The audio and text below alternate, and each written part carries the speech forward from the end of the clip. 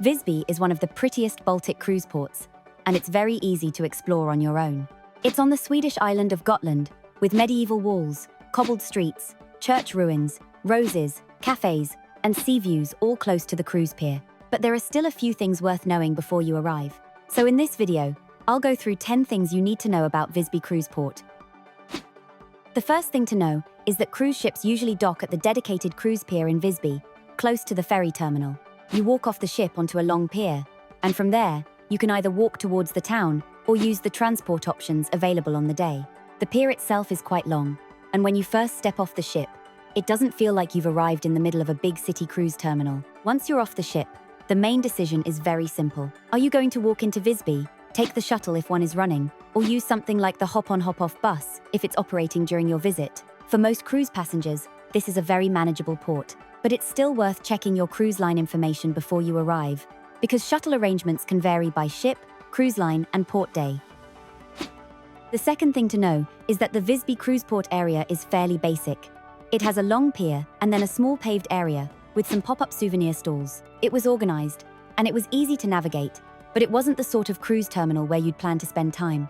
There were clear signs for the shuttle buses, and there was also a marked route if you wanted to walk into town. The big advantage here is the location and the ease of getting into one of the prettiest old towns in the Baltic.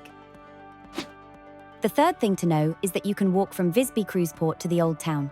It's around a mile, or roughly 20 minutes, depending on your pace and exactly where you're heading. There is a marked walking route with a blue line on the pavement, showing the way. The walk is very manageable if you're comfortable on foot, and it's quite a nice walk as well. As you get closer to the old town, you start to see the medieval wall. That said, it is still a walk. So if you have reduced mobility, if you struggle with longer walks, or if the weather is very hot, wet, or windy, the shuttle may be a better option if your cruise line is offering one. Most shuttle buses drop passengers near Almedalen Park, which is on the edge of the old town, and makes a really good starting point. From there, you can walk towards the city walls, the seafront, the park, the cathedral, and the old streets without having to start from the pier. The fourth thing to know is that Visby is one of the easiest Baltic cruise ports to explore independently. You don't need a strict plan here. Once you're inside the walls, it's easy to wander between the main sites at your own pace, and coming across old ruins, stopping for photos, and enjoying the atmosphere. And that's why I think it works so well independently. You don't need a full-day excursion just to feel like you've experienced the port. A guided tour can be useful if you want the history explained in more detail, or if you want to go further afield on Gotland. But if your main aim is to explore the medieval old town, then Visby is very easy to do on your own.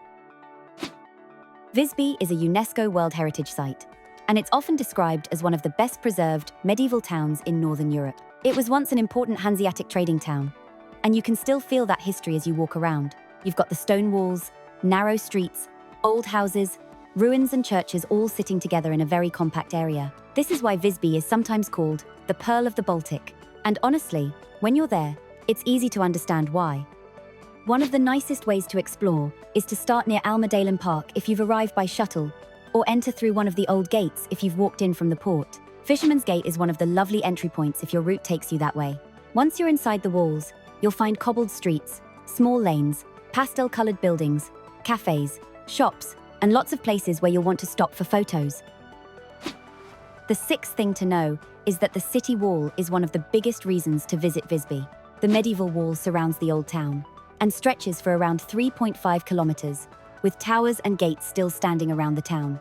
It's one of the best preserved medieval city walls in Europe, and it's a huge part of Visby's UNESCO status. You don't have to walk the entire wall to appreciate it. In fact, most cruise passengers probably won't need to, but it's definitely worth seeing sections of it from both inside and outside the town. As you approach from the cruise port, you'll get views of the wall as you come towards the old town. Then once you're inside, you'll keep coming across towers, gates, and old stonework as you move through different areas. One thing to know is that you can't walk along the top of most of the wall. There are areas where you can get a sense of the height and views, but most of the time you'll be walking beside the wall or through the gates rather than along the top of it. The wall is still one of the most impressive parts of Visby though. It gives the whole town its character. And for a cruise day, it's perfect because you don't need to pay for a ticket or travel out somewhere to see it. It's right there as part of the town. The seventh thing to know is that Visby is known for its church ruins, and they are one of the things that make the town so atmospheric. As you walk around the old town, you'll come across these beautiful stone ruins sitting between streets, squares, and houses. And that's what makes them feel so special. You can be walking down a cobbled lane, turn a corner, and suddenly there's a huge medieval ruin right in front of you. Some of the most well-known ruins include St. Karin's Church near the main square and St. Nikolai, but you don't need to remember every name to enjoy them. St. Mary's Cathedral, also known as Visby Cathedral or Sancta Maria, is another key landmark. It dates back to the 13th century and is the main medieval church still in use in the town. You'll see its towers from different parts of Visby, and it's worth going to see it up close. Even if you don't go inside, it's one of the main sights to include in your walk. This is also a good part of town for getting slightly higher views across the rooftops and towards the sea. The eighth thing to know is that Visby is not only about walls and ruins. It's also a very pretty place to wander, especially if you visit when the flowers are out. Gotland is known as the Island of Roses, and when I visited, the roses and flowers were everywhere. They really do add to the whole atmosphere of the town. You've got old stone houses, cobbled lanes, painted cottages, medieval ruins, and then all these flowers softening the streets. It's absolutely beautiful. Every corner seems to give you another photo opportunity. The ninth thing to know is that there are options if you don't want to spend the whole day walking. When I visited Visby, I started with the hop-on hop-off bus. It took about an hour and gave a scenic loop around the area, including some views of the coastline, beaches, and the city walls from outside. I actually think that can work quite well in Visby, especially if you want to get an overview before heading into the old town on foot.